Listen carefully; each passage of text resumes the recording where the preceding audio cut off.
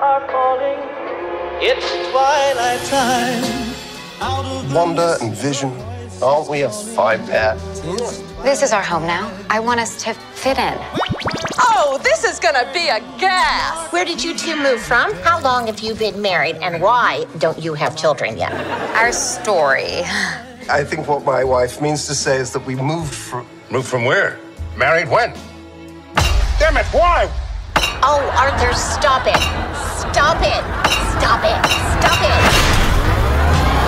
Deep in the dark, darkest pilgrim. Is this really happening? Like days of old, lighting the spark of love that fills me. With rays of hope. Am I dead? No. Why would you think that? Because you are. Each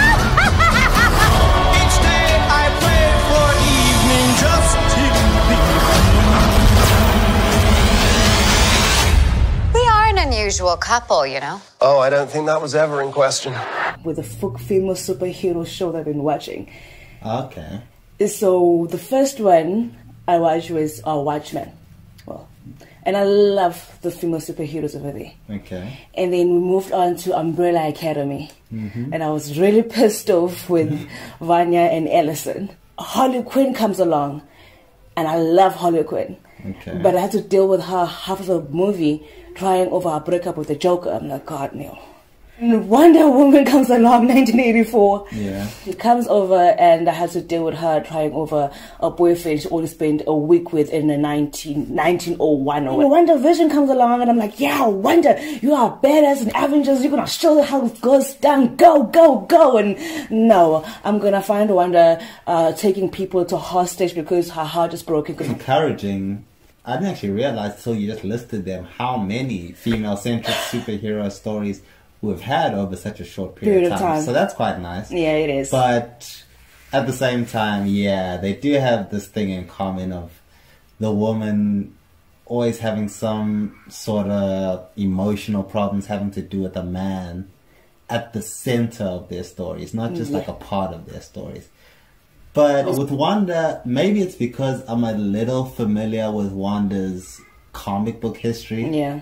That I didn't connect her with that trend, because I'm just like, no, that's Wanda's story. Like, it's always been her story, going back to like the 80s in the comic books and stuff.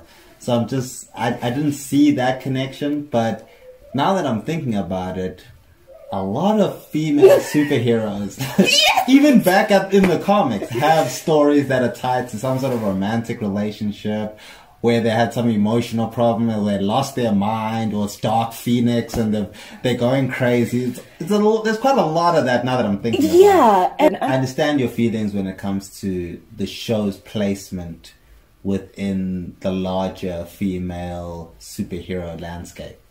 But when you're looking at the show itself and the story it was telling, like, even if you say, okay, you don't want this story about she's grieving over the man she lost, but the fact that they're telling the stories, it's what we got. So as that story, comparing it to the other stories of women dealing with the loss of some man or some sort of grief or something, how does it stack up against those other ones you listed?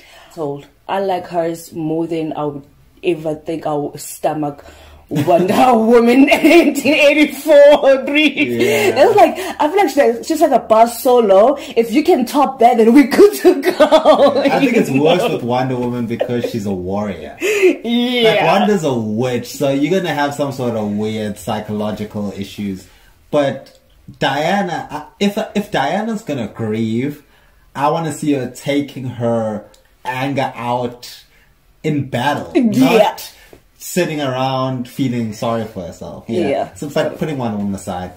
Yes, I feel like with Wanda, what made it so good is they were like, okay, if we're gonna tell the story that has been told, because not only has the story of a female superhero dealing with either emotional issues or issues relating to the man in her life, if they were going to tell that story, that's like, okay, we've seen this, and they're going to tell the story of someone's trapped in a fake world, which is also a story we've seen. It's not super original. But within that framework of a familiar story, I feel like they found not only the ways to tell it that are perfect for Wanda, but the ways to tell it to just make it more interesting. So the first thing is the sitcom thing. That just makes it different. Firstly, when you're going into it, it doesn't feel like you're just going into a superhero show. I feel like by the end of the show, some of these elements end up hurting it, and I'll bring that up later. But I like the fact that every episode you've got like a flavor of the week. You've got like, what's going to happen now? Which year are we on? Like what kind of humor are we going to see? And even if nothing super important is happening or moving forward story-wise, you're still just like, oh, this is different. Yeah. The weird thing is, and I feel like this is both a plus and a negative for this show, is that I feel like the show is both too short. Like I felt like every episode would end and I'd be like, what? Like that can't be the end. It just started the show. And I feel like too many episodes, because by the end of it, when I got to the end of episode 9, I was like, you did not need 9 episodes. Actually happened, it wasn't that much, so you didn't need that many episodes, but at the same time, every episode felt like, oh wow, that's it? I needed more than that. So it's this weird space that the show falls in, but because of that, they found ways of keeping our attention along the way. With the sitcom of every week, with the weirdness, like the idea that we're in a sitcom, but now and then something will break and the camera angle will change and everyone will start acting weird and someone will act like they're in a TV show, or someone will break character, or someone will start choking and suddenly we're in like a serious thing and the music gets all grim. They had all these things along the way to keep us interested, and I think in a minute we'll get to whether they tied it up well at the end. But firstly, the journey, the plot. What did you think of the actual way they told the story? Okay, before we get to that, I just want to I'll just point out that I'm not sure if I enjoy the show as like dropping one episode, or if it would have been better and shorter and neater if you just drop it all at once, like just binge watch the whole thing. As a binge, I think I would have enjoyed it more. Well, I think enjoyed it more when I binge watched it. No, actually, I don't think so. I feel like, in terms of, like I keep saying, there's the journey and there's the destination. I feel like I would have enjoyed the destination better if I'd binge watched it, but not the journey. Because the thing is, with the journey, what's interesting about Wandavision, the fact that every episode would end and you think about it and talk about it and theorize and what's going to happen in the next episode. Like, that was fun. But then when you finally get to the end and you see where it was going, you're like, come on, I did not need 9 weeks to get here. Exactly. So I feel like the ending, if it was just one weekend, by the time I get to the end, I'm like, yeah, okay, that was worth a weekend. But 9 weeks, I'm like, that wasn't worth 9 weeks. But then again, you lose that conversation every week if you just hit it all in a weekend. You lose the theorizing. You're not even going to think about it, actually, because as soon as the episode ends, you just go boop straight into the next one. You're not even going to be like, wait a minute, does that mean? Nah, let's find out what it means. So I guess them dropping one episode a week was a good marketing strategy for them. It worked for them. I don't know if it worked for us. I don't know if it worked for us, but it worked for them. Yeah. So, yeah. The journey, before we get to the destination, the journey, every episode, going through the sitcoms, every episode getting a new reveal, the brother shows up, then we find I love all of that. Sure. I love all of that, because it kept me interested and wondering what's going to happen next. I like it. It was something new, something different, something I've never seen been done before, so I enjoy the journey. Sitcom eras that we got to explore, which one did you enjoy the most? Okay. I got to say the first one, because it's exaggerated, especially when she walks through the door and he walks in and he drops her and I'm like, And that was cool, because I've never got to watch sitcoms like that, and I don't think I would ever sit down and watch a sitcom like that today. Modern Family part, the normal era, I'm used to that, so I was like, Weird thing for me is when it started, I was like charmed by that previous era's sitcom. I was like, oh, this is charming, this is like a little fun. But it didn't really hit me that hard. And I kept thinking, oh, it's because I didn't grow up during the sitcoms. I don't like see how well they're doing this. So when they get to the sitcoms I'm familiar with, I felt like it's going to hit me more because I'm familiar with it. Yeah. And when we got there, it actually hit me less. Yeah. Because I'm familiar. Exactly. When I got there, I'm like, you're not actually doing this as well as you think. Yeah. Like, I've watched good sitcoms like this. Then I started thinking back, I'm like, maybe they weren't even doing the 1950s as well. Yeah. As well as I thought, but I didn't know. Exactly. I didn't know, so for me it was like, oh, that's how we used to do it back in the day. So I like it because I didn't know about it. It wasn't like with the journey versus the destination. During the journey, I'm like, I'm gonna enjoy the destination more when I get there. But then when I got there, I'm like, oh no, the journey was actually the thing I liked more. Yeah, and then remember we even talking about, oh my god, are they gonna do two broke girls? Yeah. I'm like, yeah, no, it's okay. Though. I think that was just too, like the low hanging fruit it was too easy. They're like, it's too obvious. But yeah, okay, I did enjoy each episode. Of the different reveals, so at almost every episode you get one big thing.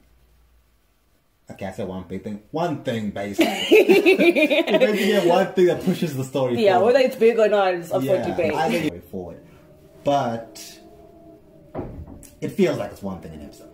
So, which one was your favorite one? Because I feel like it's weird because even though they build on each other, I'm still going to get to my problems. I keep kicking that can down the road. Like, I'm going to tie up all my issues with this, but just to praise it a little bit, I feel like they were interesting and creative in how every episode had one of these things to keep your attention. And even though they're all building on each other, they felt almost episodic. Like it's this episode's thing and this episode's thing. So which episode's thing was your favorite thing? It has to be the one which is my favorite scene. Okay. So episode 5, where she comes to the agents in the out of the hex. Is this yours?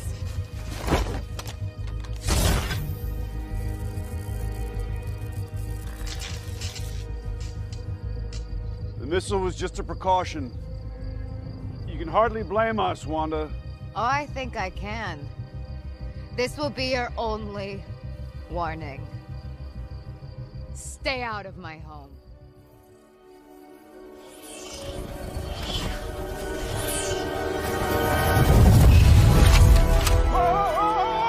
Stand down!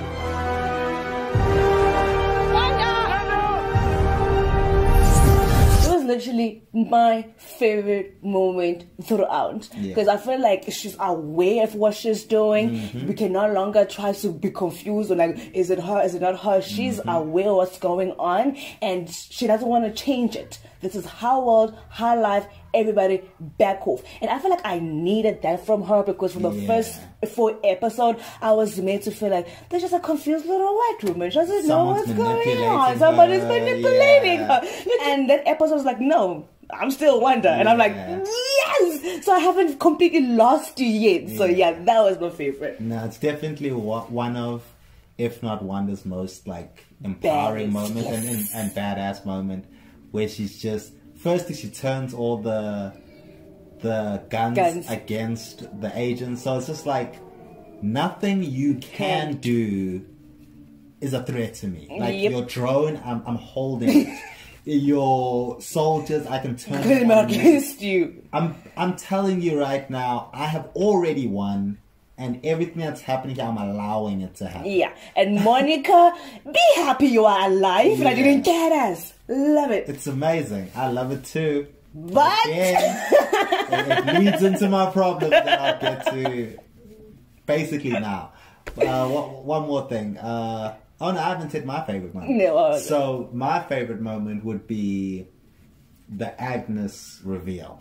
Even though it's not super surprising, I think there's probably the twist everyone saw coming the most. That okay, Agnes is messing with things in some way. Maybe people didn't guess that she's this evil witch that from the 1900s that's been around for 100 years and she's trying to steal Wanda's powers.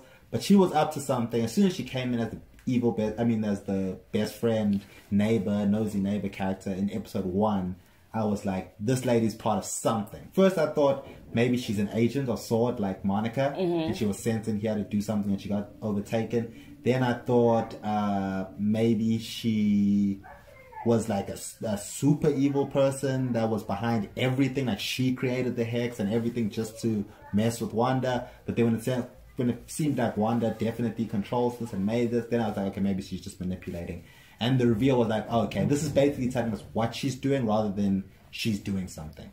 We knew she was doing something.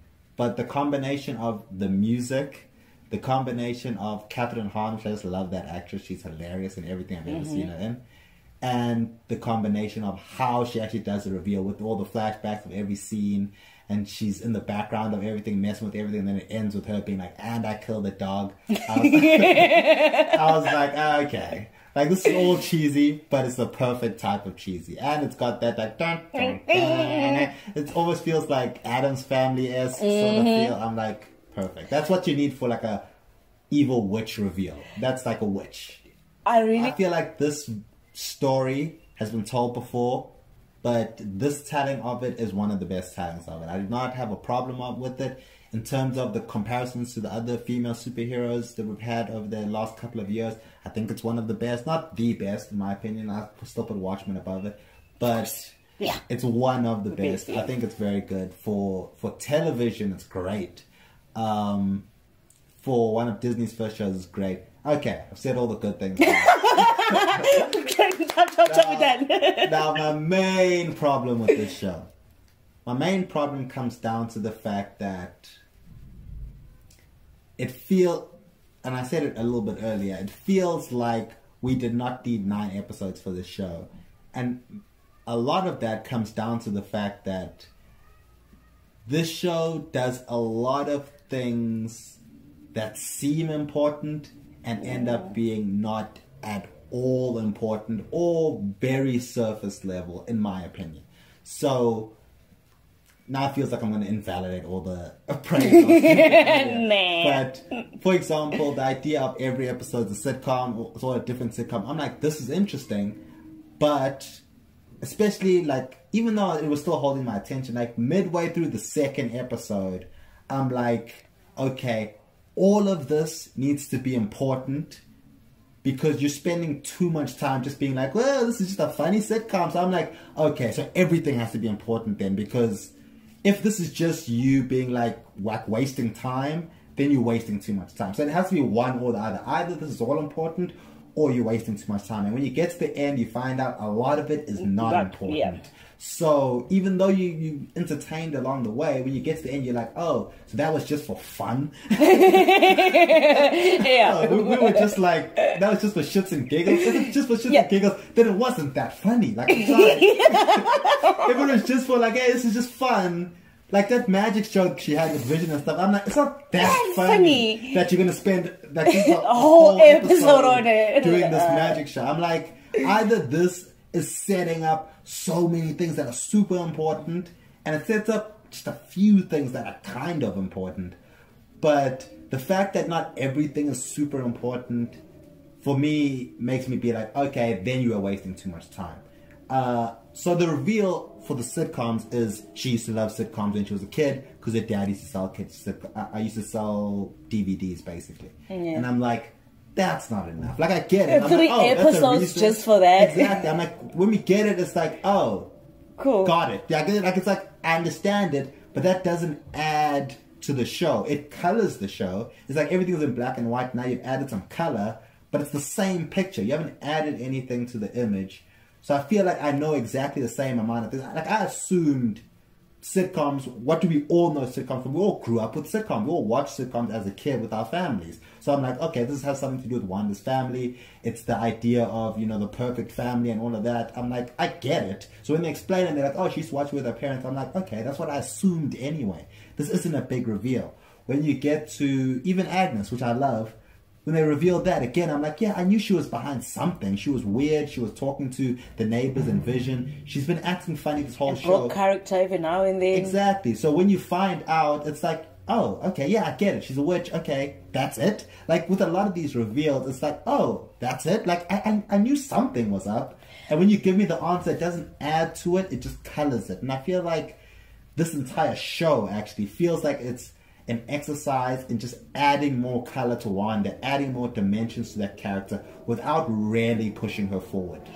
Can I say something? Because I feel like you know the characters best. For someone who haven't watched the show, yeah, I think they will beg to differ, because they were like, we had no idea what Wanda was all about. So all the small little reveals, taking things slow, and we getting to know her, because we didn't know anything about her from Avengers or anything like that. This is the first time they're sitting in and watching the show. So for people like that, it kind of works, because you get to know her slowly, slow pace, 30 minutes every Friday for 9 weeks. But for your people with extra information and already familiar with the comics stuff, it's not a big reveal. But for someone like me, I was like, okay, who the hell is she? Okay, who is she? Okay, so every little thing for you that makes it feel like we didn't need so many episodes for me is when you look at the idea of this whole show. So the idea of Wanda's in a fake world with a happy family. There's weirdness on the outside. People are trying to break in and trying to break this thing up. There's, it's a bad situation, even though it feels good. It's some sort of alternate reality. All that stuff has been done before. It's been done before in other superhero shows. It's been done before in other TV shows and other cartoons. And the first one that comes to mind for me is the Justice League cartoon where Superman gets trapped in a fake world. And that episode's called For the Man Who Has Everything, where Wonder Woman and Batman go to Superman's fortress during his birthday to give him a gift, and they find him trapped in this weird plant thing that allows him to live out his fantasy world where his parents are still alive, he's on Krypton, he has a whole family. And within that one episode, Superman breaks out of that thing, Wonder Woman and Batman get him out. Batman gets trapped in that thing, has his whole fake reality where his parents are still alive. They break him out of it. Two superheroes have Wanda's entire story in 30 minutes. In one episode of the Justice League cartoon. Not need that much time. And I kept thinking about, okay, where did the time actually go? Beginning, the first couple of episodes, they spend a lot of time, and isn't this sitcom so charming? And a lot of that doesn't actually matter in the grand scheme of things. Like when you actually get the answer, and it's like, oh, this has to do with Wanda's childhood, and she likes to come with her father. It's like, okay, that doesn't add to what's happening in the present. It's just like, oh, now we know why. Now, the middle chunk, because I was thinking, this is the main crux of it, is Vision finds out that his co-workers are suffering, they're in pain, they have families that they're being kept from, and Wanda's behind it in episode 5. That's halfway through the show. Please help me. What day is it? How long has it been? Where's my phone? I have to call my sister. No. She's taking care of our dad. He's sick. Where's my phone? Calm yourself, Norm. I can't understand what you're trying to tell me. You have to stop her. Stop who? She's in my head. None of it is my own. It hurts. It hurts so much. Just make her stop. Just make her stop! He finds out everything, basically, how this all works. He confronts Wanda as soon as he gets home. He says, you're behind all of this. Wanda says, I don't want to talk about this. Turns on the credits on his ass. He starts fighting and screaming with her. Says, these people are in pain. You're hurting them, Wanda. Wanda says, leave it alone. I'm controlling this. I got this. I got this, you know. And it's like, oh. So it's just like you said with the scene where she walks out of the hex. It seems like Wanda's behind all of this, and she knows how all of this works, and she's cool with it, and she's just gone full villain, and she's like, screw it. And I was like, so interested. I was like, oh, cool. We're on episode 5, and she's just like revealed, like, I've gone full villain. Like, where are we going to go from here? This is interesting. We've never seen something like this before. This is like Superman in the fake world, and he's just like, yeah, I know I'm in a fake world. I made this fake world. Leave me alone. Exactly. I'm like, oh, that's interesting. Where are we going to go from here? Yep. Now, the problem is, because I kept thinking, okay, where did we go from here? And the thing is, that whole conversation gets interrupted by Pietro at the door. Showing up. And Pietro, as we know, to the end of the show, doesn't really go anywhere. It's a trick used by Agnes to just waste Wanda's time in the meantime, or to try to snap her out of this. Get more information. Exactly. Yeah. He's actually a dude named Rolf Boner. He's not super important to the whole show. And the problem is, after that point, all the chips are on the table. We've had the conversation. Everything's happened. But then they go back to the sitcom. And they go back to acting like we don't know what's going on. Maybe. Yeah. And the thing is, Vision gets it. And he starts exploring the hex and seeing that people on the periphery are like stuck. And he tries to get out and he can't get out. And there's all these other things happening. But I'm like, bruh, like we've figured out Wanda's behind all of this. We're halfway through the show. We're on episode 5. We need to confront this. We can't continue to act like we don't know how this happened. We don't know what's behind this. We don't know that people are being hurt. At the end of the show, in the final episode, where the people come up to Wanda, they're like, oh, you're hurting us, our kids, oh, this, and Wanda's like, oh my God, I can't believe I've done this, and she breaks down the head. I'm like, you knew this was happening in episode 5. Vision told you. We had this conversation. I feel like that conversation happened too early. I feel like either you drag it out the whole show and, you know, maybe it just feels like it's dragged out. But once you've had that conversation, you have to deal with it. And the thing is, they don't deal with it. They distract from it in all these ways that I feel like personally do not come to satisfying ends. Now, if all those ways that distracted from Wanda dealing with this, which is the brother, which is Monica's story happening on the side, which is all these other things, Vision's story happening, if all those things tied back in a satisfying way for me, I'd be like completely worth it. But because it doesn't, I feel like this show could have been 6 episodes max. And the fact that it's 9, I feel like is the crucial flaw of this whole show. I feel like the story's good, but how they told the story, it did not need to be 9 episodes. It feels stretched out. It feels like I've seen this told many times before in more compact ways, in more efficient ways. If you enjoy that journey for what it is, if you enjoy the sitcoms, if you enjoy going on these wild goose chases that don't lead anywhere, then cool. But I don't think anybody enjoys going to a wild chase that leads nowhere. But an entire episode of Vision sitting in a car with Kat Dennings from Two Broke Girls, I'm like, you can't do that for a whole episode. I'm sorry. Yeah. Not in this show where episode 5 we already had the conversation. You are hurting people. People are being tortured. You are doing this. After we've had that conversation, we can't keep fucking around. Like every time Vision's having a funny conversation with someone, I'm like, you know these people are being tortured. You know this. Why are you messing around? For when watching the show, I'm just looking at Wanda and I'm like, they give you all the characteristics of a terrorist, but we're not gonna call you that. So we're all gonna run away from the truth and just create more other busy things to keep you away from that. Does call you a terrorist and treat you like a terrorist is the bad guy. He's on the show. The evil sword agent. I'm like, what is the difference between Wanda and ISIS? At this point, I couldn't tell. Right. She kidnapped the town and tortured them.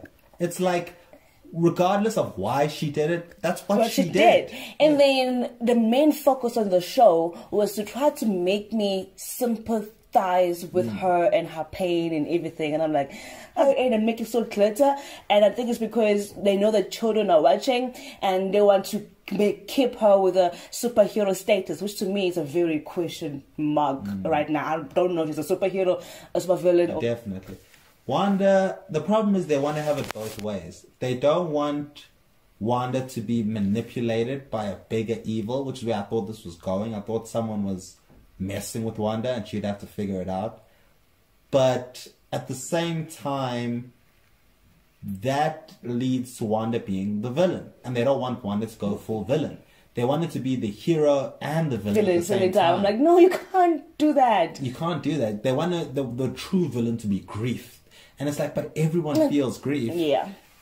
But not everyone can do what Wanda does. And what she does with the grief is what makes her a villain. Not that she's feeling the grief. So, yeah, they try and make Wanda the hero and the villain at the same time. And it just doesn't work, in my opinion. That's why the ending feels unsatisfying. Because there isn't a big reveal of this is what's behind it all. It's just Wanda. And it's like, but that's what I assumed this whole time. Yeah. From episode 1, I assumed, oh, Wanda's doing something. And then when you have conversations with Wanda acting like she knows what's going on, then you're like, oh, so Wanda is behind it all. but then she also acts like she doesn't know that she's torturing people and hurting people. And it's like, you can't have it both ways. You can't have it Wanda's the most powerful being ever, and she's been foretold for generations, and she's in the great book of evil, and this and that, but she's not bad. She just wants to be with her kids and with her wife and with her, and it's like a hero. As soon as a hero finds out I'm hurting people, a hero stops hurting people. No. As soon as people tell her, you're hurting me, and screaming for them, oh, let me just choke you a little bit. It's the worst, dude. It's like, no, Wanda. You're the bad guy here. Yeah, but I feel like Disney and Marvel definitely did not want us to leave with that impression. So I got annoyed by how they were shoving down her erotic waist down my throat, and I'm just like, I'm not swallowing that. Like, stop it. Move this plate off me. Like, this way, now you're trying to go this that's way. Nah, it's not gonna work. I would have been happy and just like admitted her full as villain and just go full blood, man, and don't give a shit until somebody knocks it off her head and make you stop. And then apologize. And I don't think she apologized either. She didn't.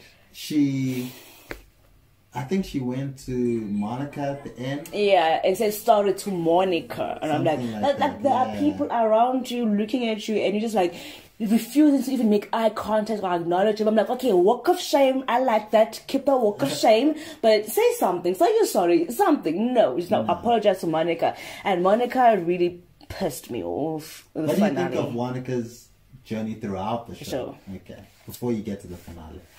Throughout the show, I loved her. I thought she had a very strong character, and she was pushing the plot forward, and she was involved with it when she was in the hacks and outside the hacks. I loved everything about her until she disappeared on the screen for a couple of minutes and then came back the last time. Like, what is this? Yeah. So I didn't, because even when she showed up in the second episode, I remember how excited I was. I'm like, yeah, there's a black woman on the show. And I'm like, what? Okay, two things mustn't happen. One, can she not die? Yeah. First, just not die at all. We'll see how that goes. And then two, can she not be the black female best friend that does nothing else and just to sit there and listen to her troubles and comfort her and be a savior?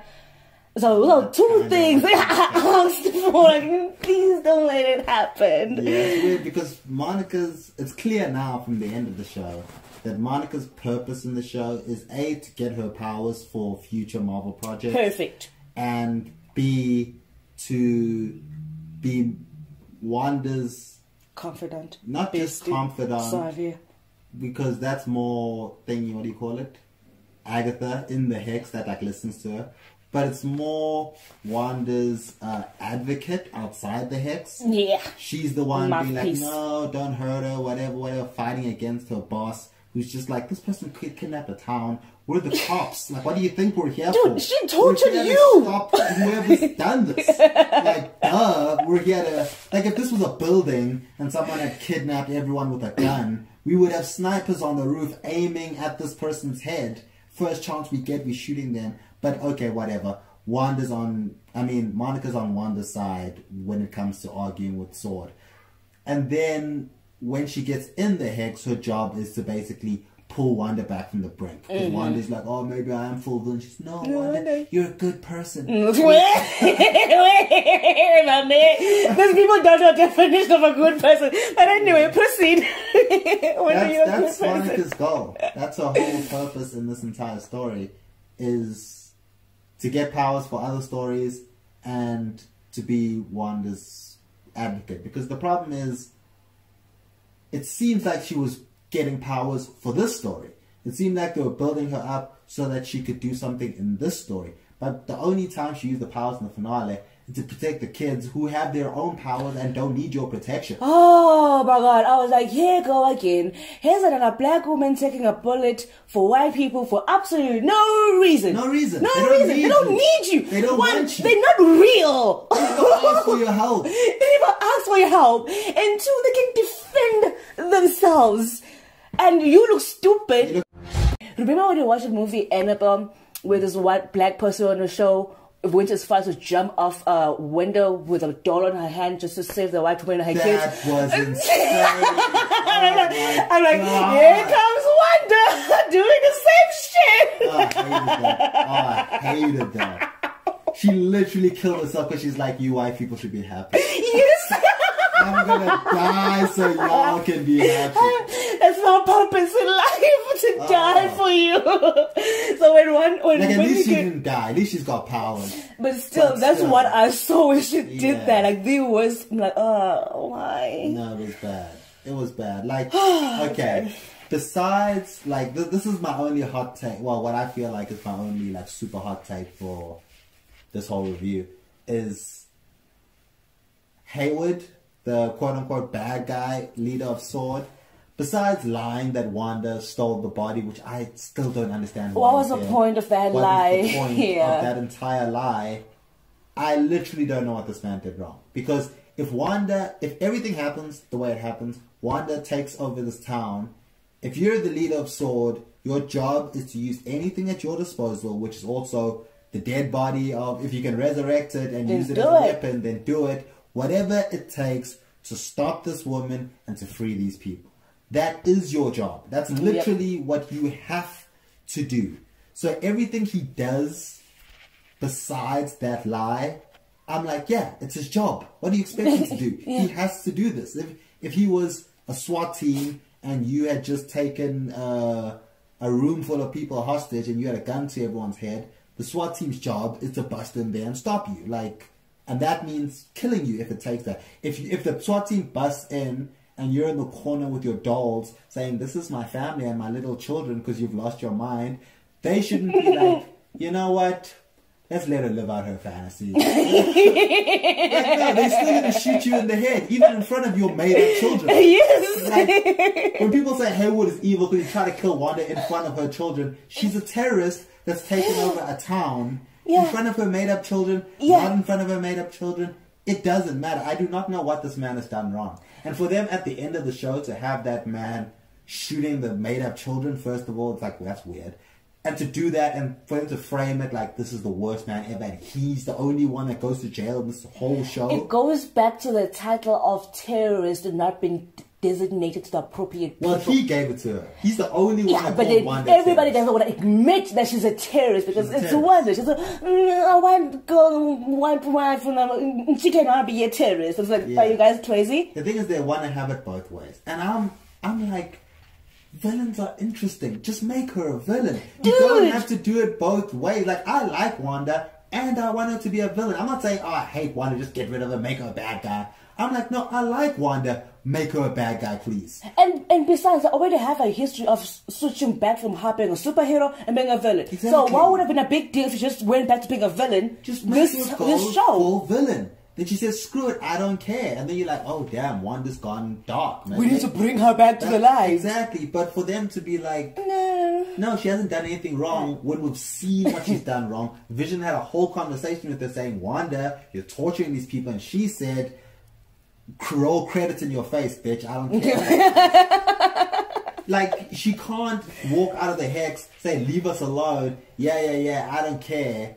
You know, they say, Wanda, you've taken over town. They say, you're the one with the guns. Whatever, leave me alone. I got everything I want. Like, she can't do that and then still be the good guy. No. Like, it doesn't work for me personally. And some people might go, oh, it's a morally grey character. They want to walk that line. I'm like, they didn't walk it well. If that's what they were trying to do, they were stumbling too much. They stumbled. They didn't nail it, in my opinion.